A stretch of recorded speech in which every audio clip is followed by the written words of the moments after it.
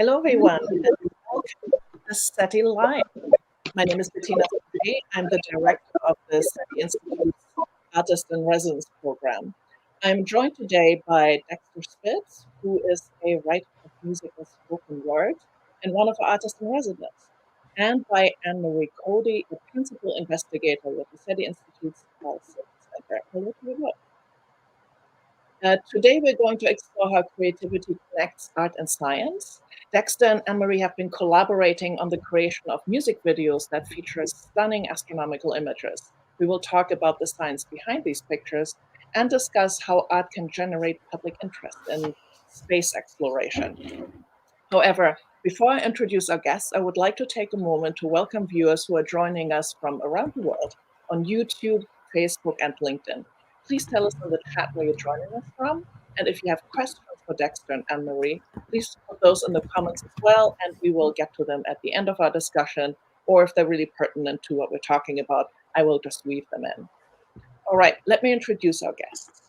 Dxtr Spits describes himself as a nerd by day and artist and entrepreneur by night. He has a background in materials science engineering from Virginia Tech, but is also a self-taught writer and self-taught writer of music and spoken word. Dxtr founded the brand Only Packs in 2017.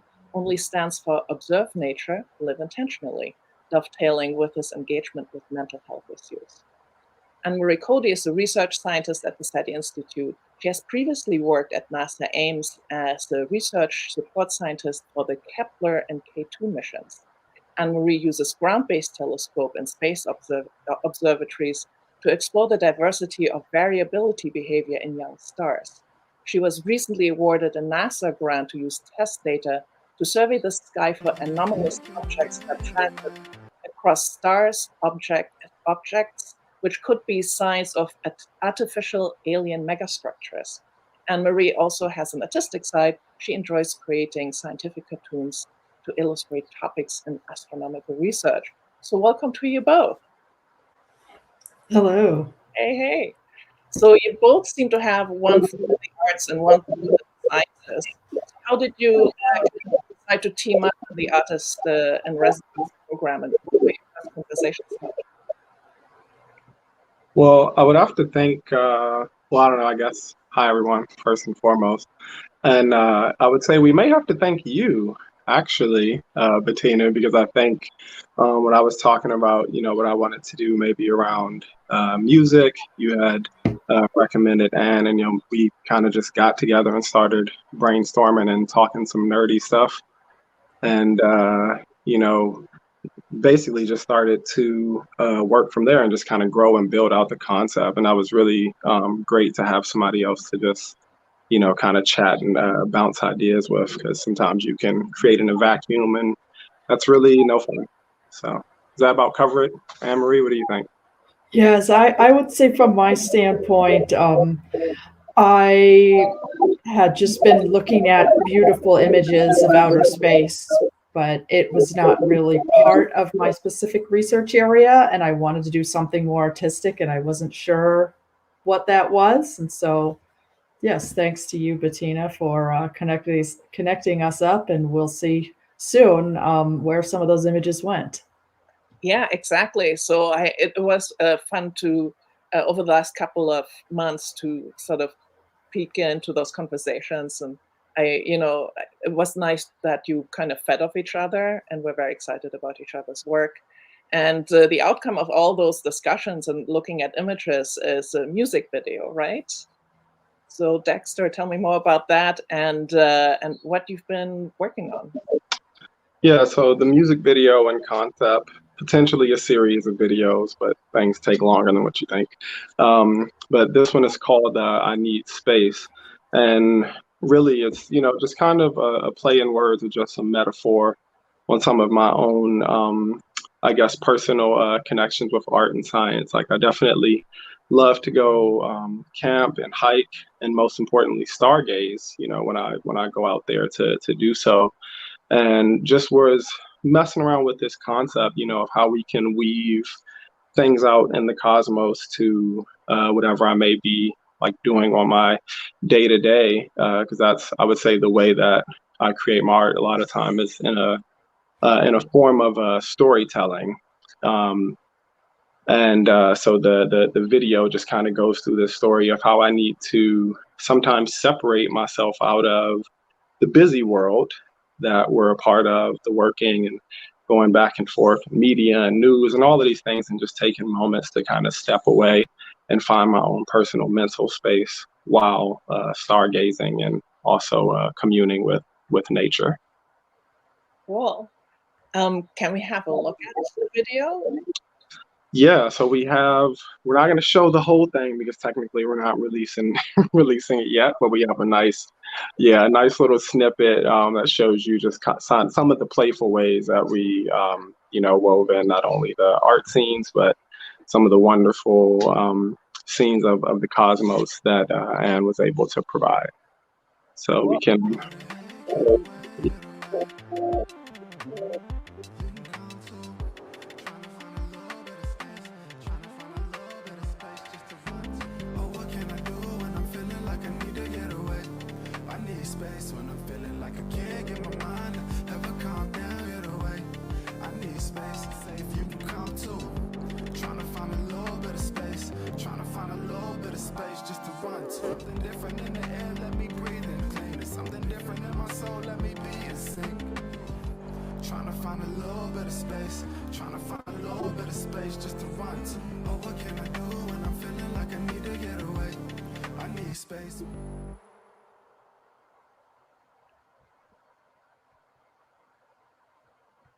That reminds me of your internet and Instagram feed.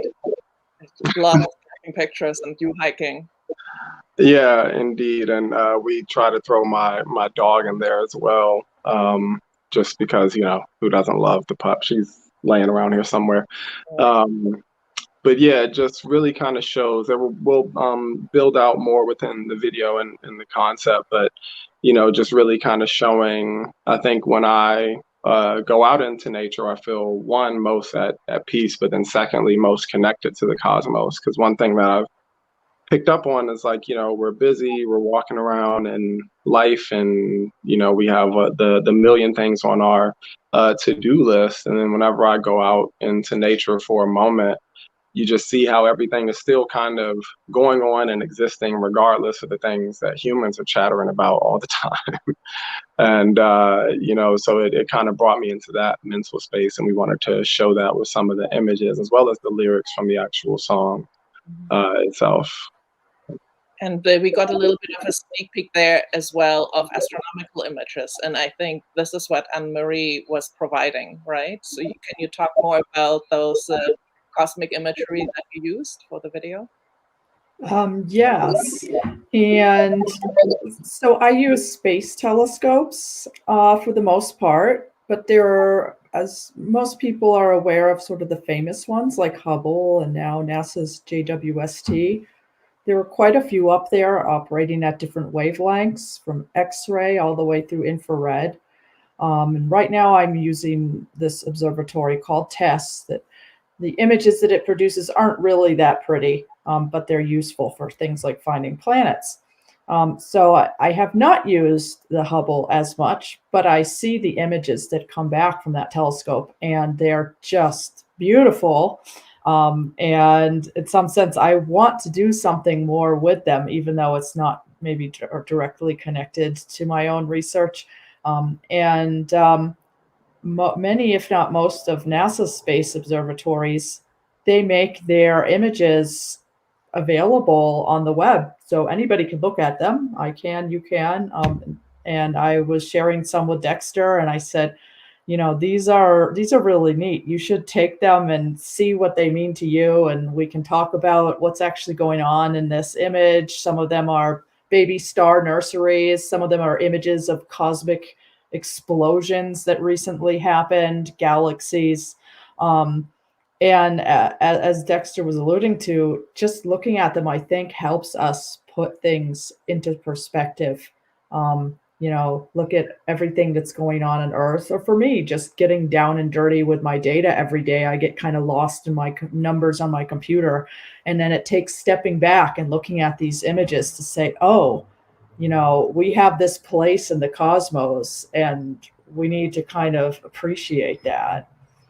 Yeah, so basically you're providing the cosmic perspective of nature, because so when we're going out hiking, and I do the same thing as Dexter. I go out with my dog into the woods, and you just see kind of at human level what's around you, and what you've changed it to is that understanding that when you're looking up, that is all nature as well, right?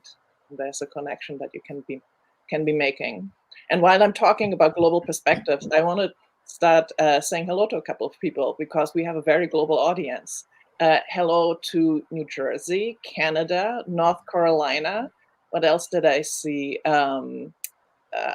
Stoke-on-Trent, Tahiti, French Polynesia, Atlanta, Germany as well. And do we have anything else here? Oh, yes, India and Hidalgo, Mexico. So, I mean, that just shows us a global audience, and to go with those cosmic global images. And yes, if you have any questions for Dexter or for Anne Marie, please let us know in the comments.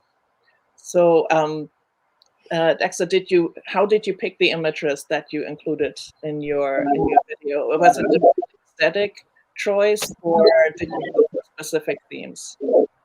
Yeah, so some of it is just a combination of my good buddy and videographer who isn't on the call, but Brandon Rodriguez, I'll give him a shout out. So we just kind of went and looked through some of the things that are the most stunning, and also I'm sure things that work with green screen and blue screen selfishly, because you got to make sure that the image itself works.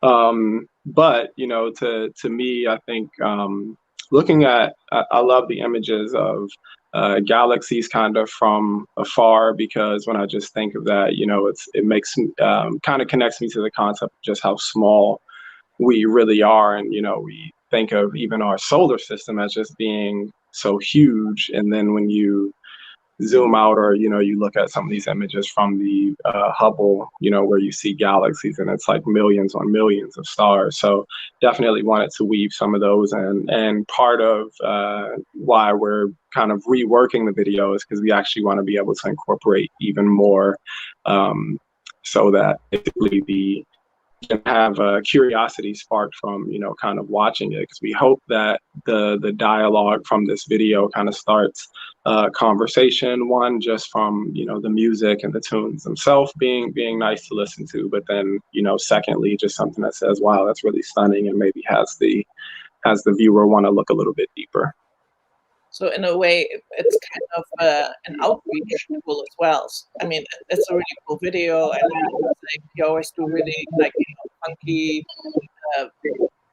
videos with like vibrant colors and glow in the dark stuff. And you use green screen here, which is also like very engaging and positive, which is just lovely. So I think that's a blend. So is that it's kind of science outreach, like an undercurrent of that video as well?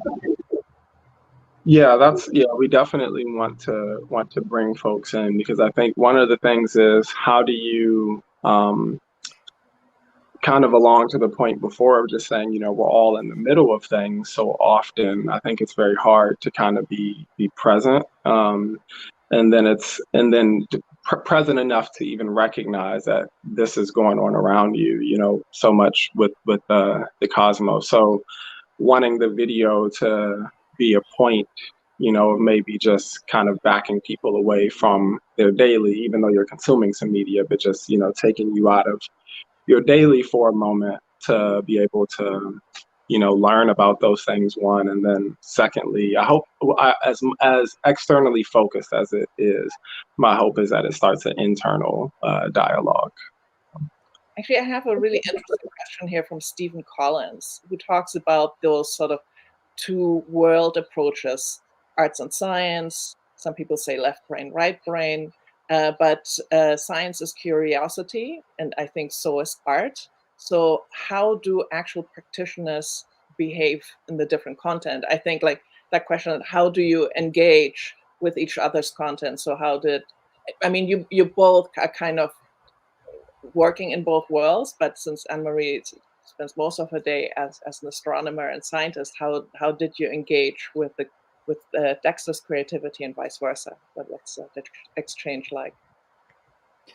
Yeah, that's a very good question. I'm not sure. Maybe I'm a little unusual in this sense, and that I also like to make art on the side. Some scientists, you'll say, "Oh, do you do art?" And they'll tell you, "Oh, I'd never be any good at that. They're two separate things."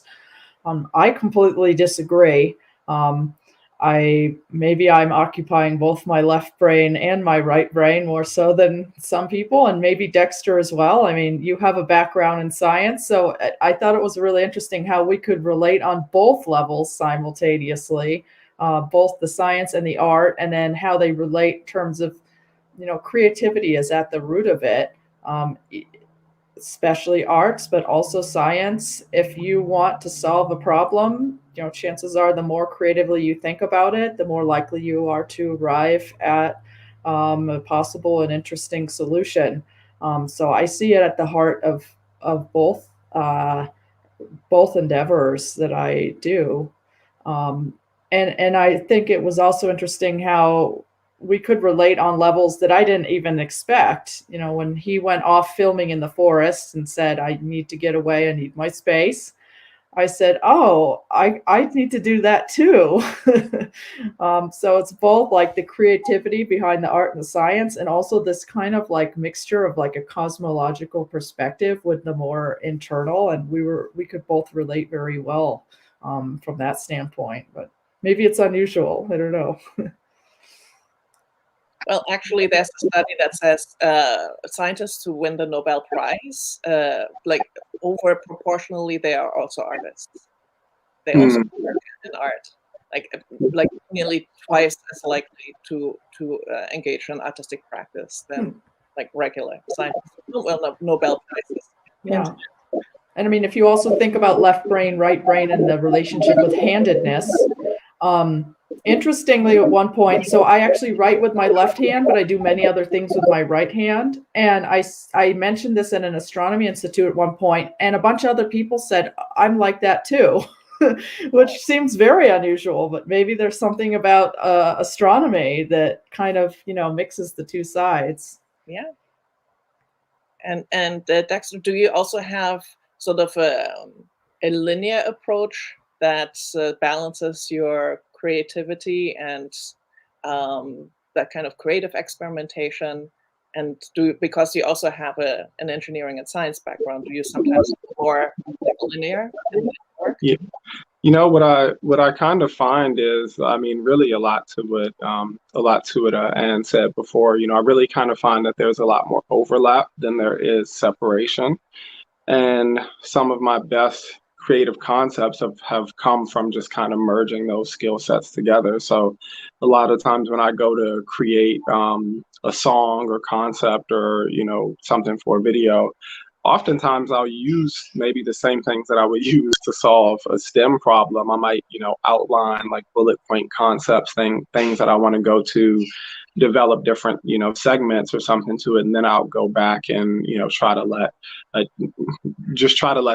creativity flow, because you don't want to be, super rigid with it as well. So yeah, I would say let the two play off of each other. And for sure, if you've worked in STEM, I think it's hard to ignore the need for creativity for problem solving, because most problems are not, linear. They usually have a range of, arms and tentacles and whatever it is that you have to figure out how to solve. And I kind of think that, or at least I hope to say that some of my creative brain may support even some of those STEM works just as much as the, vice versa.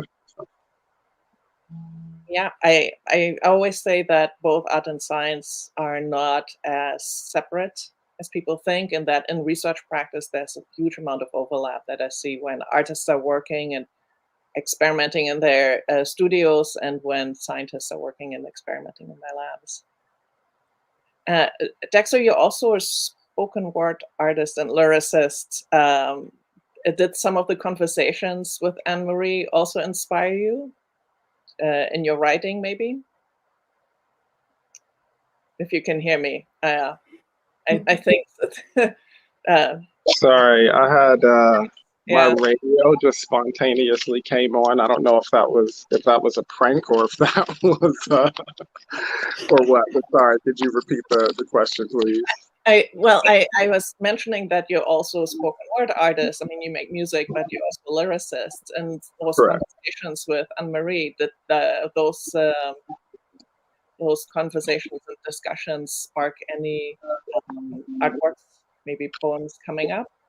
Yeah, definitely. So something that I'm actually working on as a piece. I've been crafting it for a while, but ones that try to talk about exactly the story that we were kind of talking about now, that there's not so much separation between the two. Because I think, meaning STEM and the arts. And the reason being because I felt it quite difficult to find some of my career path, even now, because the way that concepts are, or what I'll say, career paths are presented to us a lot of times is, hey, you have to do this path and be, narrow in that path and learn everything that you can, which I think is changing a bit, but at least that's how, a lot of how I felt when I was coming up.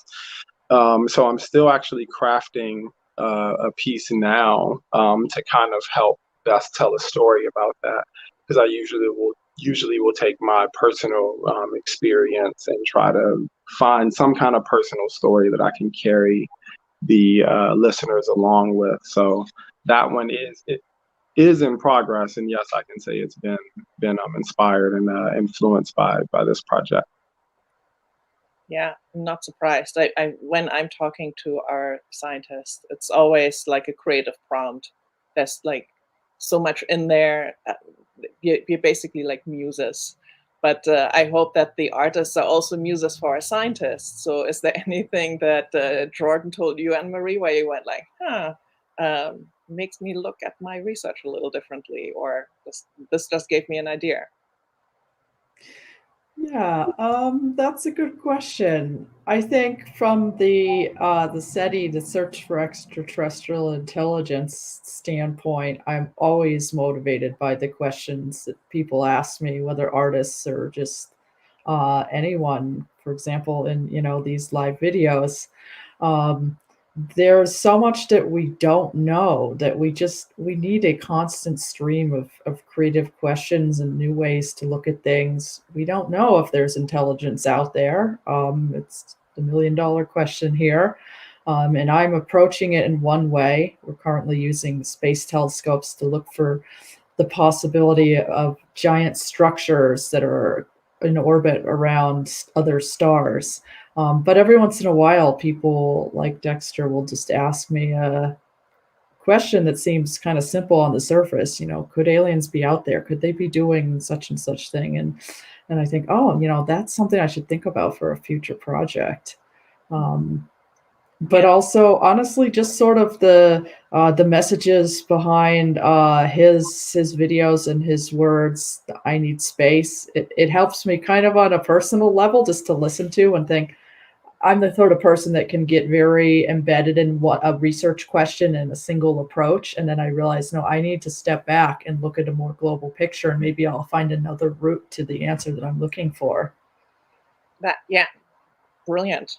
That is, works on so many levels. I want to ask you a bit more about your research actually into megastructures. But before I do that, I like to take this opportunity to remind everyone that the SETI Institute is a nonprofit organization, and it's due to contributions from viewers like you that public outreach events such as the SETI Lives, just like these, are possible. So if you'd like to support us, please consider going to SETI.org and hit Give Now.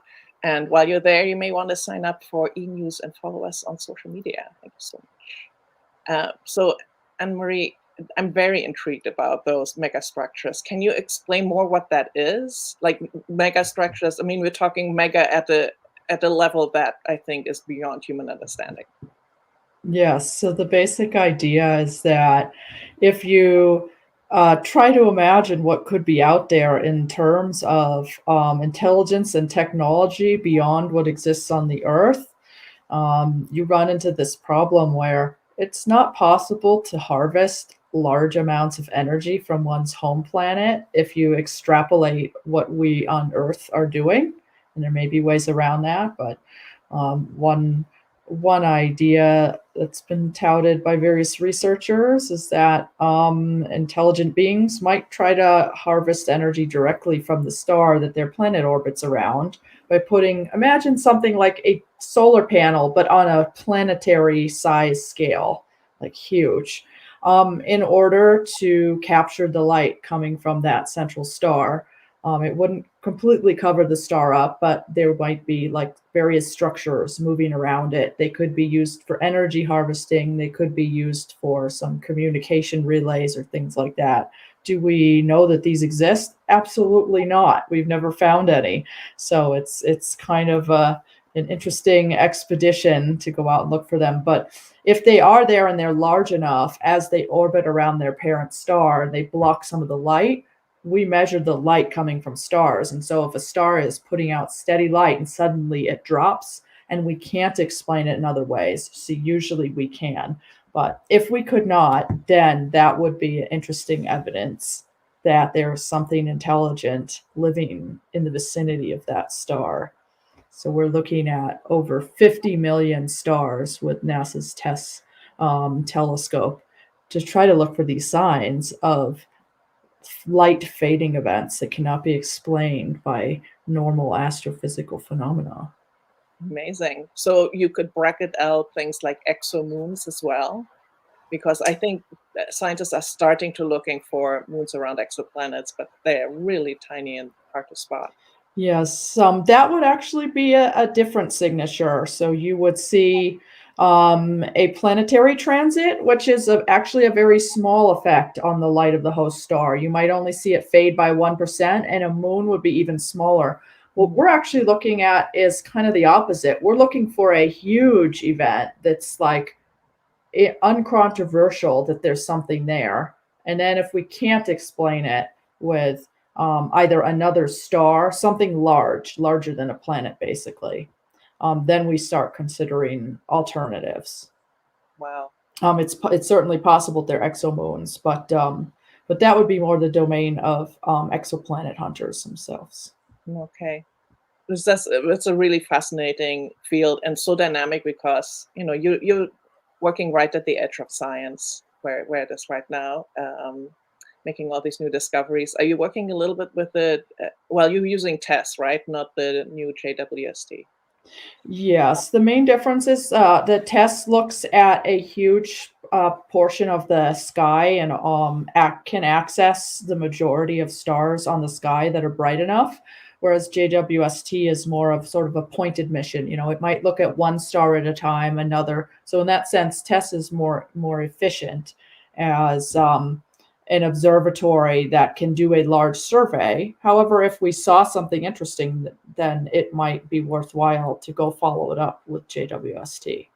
But you're right, we're on the cutting edge of what can be done in this area. And I think that's what it makes it exciting to work at the SETI Institute and to talk to artists who are thinking creatively, and then to think creatively about my own problems. It's kind of a unique work environment. Yeah, and it's been a really wonderful collaboration, and great to see you two guys work together. And I'm excited to see the entire video. When can we expect the launch, Dxtr? Well, I'm looking at my good friend. No, I'm not even going to call him out. I was going to call him out. I'm not going to do it. But no, we plan to have the edit back soon. We were kind of about ready, and then we just kind of discussed a couple conceptual things that we want to revisit. So I may actually release it before this year is out, but it's one that we're very proud to release. So I'll do a pretty fair amount of rollout beforehand. So you'll definitely know that it's coming. But yeah, the video is for the most part complete. Song is mixed and mastered, and I love a lot of the components of it, and hope you all can sing along easily too when we do release it. I'm looking forward to the karaoke version. Thank you so much. We'll keep an eye on the space. I mean, the SETI Institute and our SETI Live. Thank you both for joining us today. Really great discussion and a lot to look forward to. And thank you everyone for joining us on all our social media platforms and from all around the world. And see you at the next SETI Live. Bye. Thank you.